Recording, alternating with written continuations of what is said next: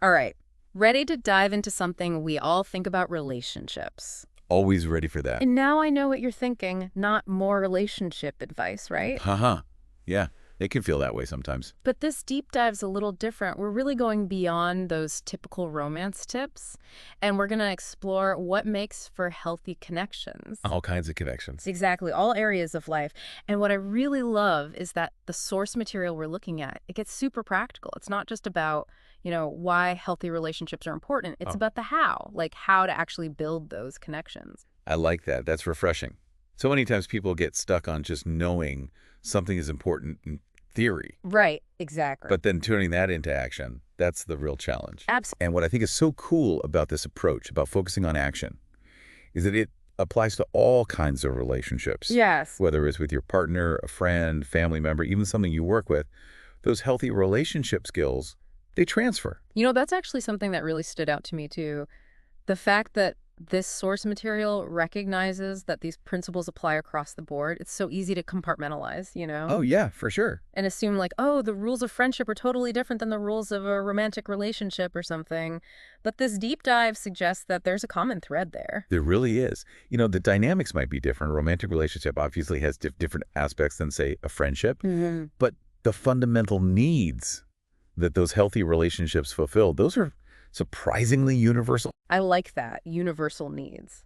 So what's an example of one of those that we might see pop up in any kind of close connection? We'll take trust, for example. Okay. Yeah. Whether it's your best friend since childhood or a brand new business contact you're just getting to know, that foundation of trust is crucial for building any kind of strong connection, something that's actually meaningful.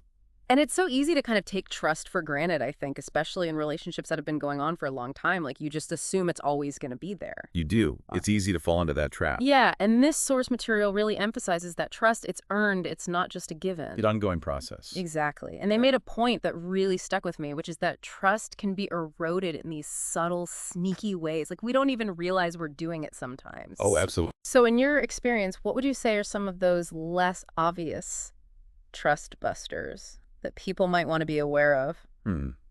Well, one that I see tripping people up a lot is this tendency to assume they know what the other person's thinking or feeling without actually checking in. Oh, interesting. It might seem like a small thing, Right. but all those little assumptions, they can really build up over time. And then suddenly you've got misunderstandings, resentment. Oh, 100%. It's like we jump to conclusions instead of actually, well, for one, asking, Exactly. which the source material talks about, like asking open-ended questions. And then on top of that, actually genuinely listening to the answer. Not just waiting for your turn to talk. Ugh, so guilty of that sometimes. That reminds me of this time I was having a disagreement with a close friend of mine, and I was so caught up in my own perspective. Like I was so focused on explaining myself, trying to get my friend to see my side of things. Been there. Right.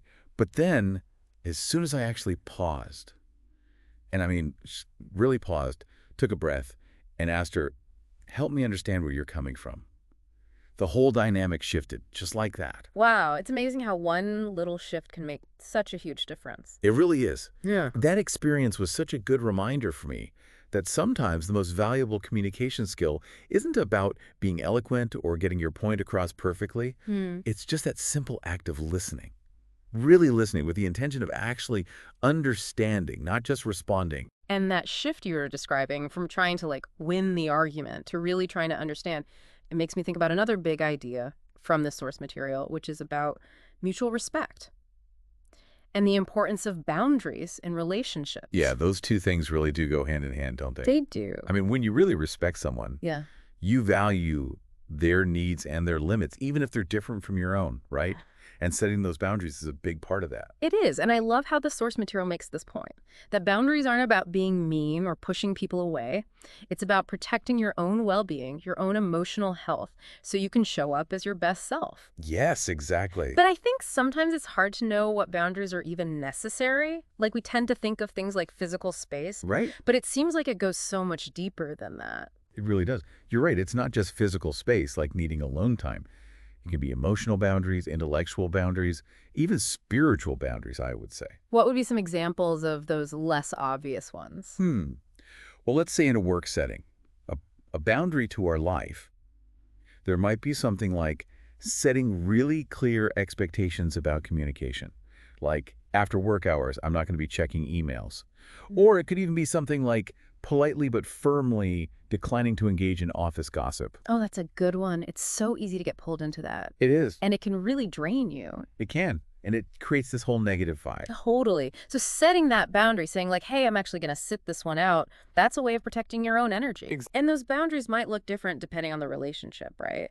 Like what you need from a coworker is different than what you need from a best friend. For sure. With friends, it might be something like feeling comfortable saying no to plans if you're feeling drained, Yes. or having those honest conversations about when you just need a little space. Oh, man. See, now that's the one that's hard for me. Like that people pleaser instinct kicks in. I hear you. It definitely takes practice and courage to assert those needs, Mm. especially if you're naturally someone who wants to make everyone else A happy. 1,000%. But the key is to remember it's not selfish. Mm. Setting those boundaries is how you protect your own well-being. And when you do that, you can actually show up as a better friend, partner, whatever it might be, because you're not running on empty. That's a really good point. I've definitely had times in my life where I've said yes to too many things, Oh, yeah. and then I end up feeling resentful or I'm not fully present. Right. You're not giving the best of yourself because you have nothing left to give. Exactly. So it's really about prioritizing yourself in a healthy way so you can then show up for the people that matter most. And that actually reminds me, seems like this all ties into that next big idea from the source material too, which is about, we've talked about how important it is for relationships to be built on trust, to have those healthy boundaries. But then there's also this element of supporting growth and change within a relationship. Ooh, that's a big one. Right. Because if you're not setting those boundaries, are you really allowing the other person to fully step into who they are, even if it's different than who they were when you first met? That's such a good point. And it's something that we often don't talk about enough. Look, we have this idea that relationships, especially like long-term friendships or family ties, they should just stay the same, like frozen in time. Right. But the reality is we're all constantly evolving, right? Hmm.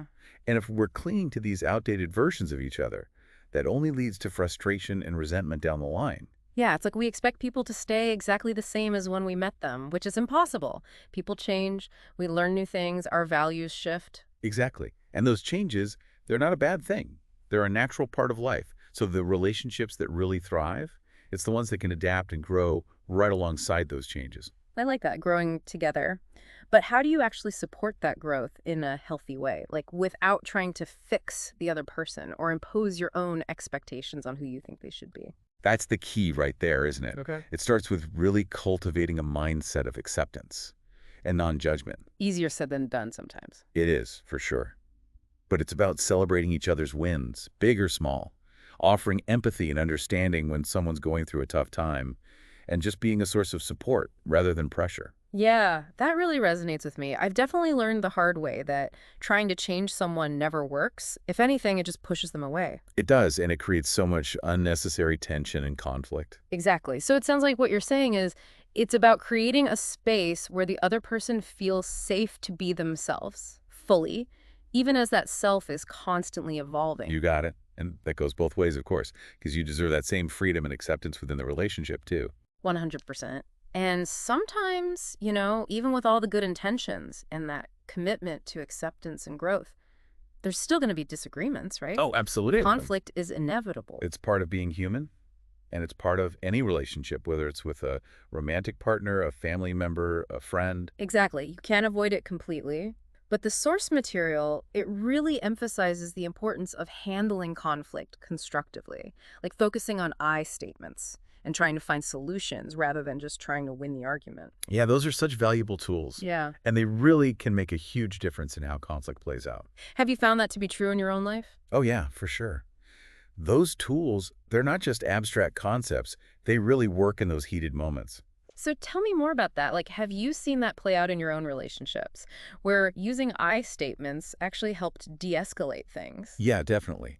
I've noticed that when I can catch myself before I say something like, you always do this, or you never do that. Right. Which is so easy to do in the heat of the moment. It is. But when I can shift that to something like, I'm feeling hurt because, Mhm. or I need, It just changes the whole tone. It makes it less about blaming the other person. Exactly. It takes that accusatory edge away. Hmm. And it becomes more about, okay, let's try to understand each other's perspectives here. Which then hopefully opens the door to actually finding a solution. Right, exactly. It's not about trying to win the argument anymore. It's about collaborating to find something that works for both people. That makes a lot of sense. It's interesting because we've been talking about all this kind of serious stuff, like trust, boundaries, conflict resolution, which are all super important, obviously. Definitely. But I also love that this source material doesn't forget about the fun stuff. Like they actually emphasize the importance of joy and celebration in relationships. Yes,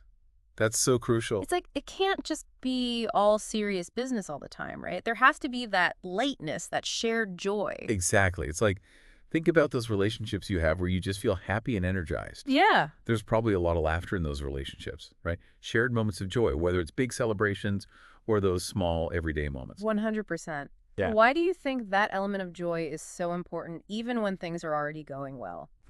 That's a good question. I think it speaks to the proactive nature of building healthy connections. It's not just about weathering the storms together. It's about actively creating those positive experiences, those shared moments of joy. They're like deposits into your relationship bank account. Ooh, I like that. The Right. relationship bank account. Right. So that when those inevitable challenges do come up, you've got that reserve to draw on. That's such a good way to think about it. Like those moments of laughter, celebration, even just quiet contentment. They're not just fleeting things, they're actually investments in the relationship itself. Exactly. And it goes for all kinds of relationships, not just romantic ones. Oh, absolutely. Like acknowledging a friend's accomplishment, expressing gratitude to a family member, sharing a moment of joy with a coworker. Those little things go a long way in strengthening those bonds. It's like that saying, joy shared is joy multiplied. Love that. Me too. And you know what? I think that's actually a pretty great note to end on. Yeah. Yeah, if there's one thing I'm taking away from this deep dive, it's that building healthy relationships of any kind isn't just about navigating the tough stuff. It's about actively cultivating joy, appreciation, those moments of connection that make life richer and more meaningful. Beautifully said. I couldn't agree more. It's an ongoing process, for sure. Always. But the rewards, they're immeasurable. They really are. So to everyone listening out there, we'll leave you with this. Where can you infuse a little more joy, a little more celebration into the connections that matter most to you? Remember, healthy relationships, they're not just about damage control. They're about actively creating and cherishing the good.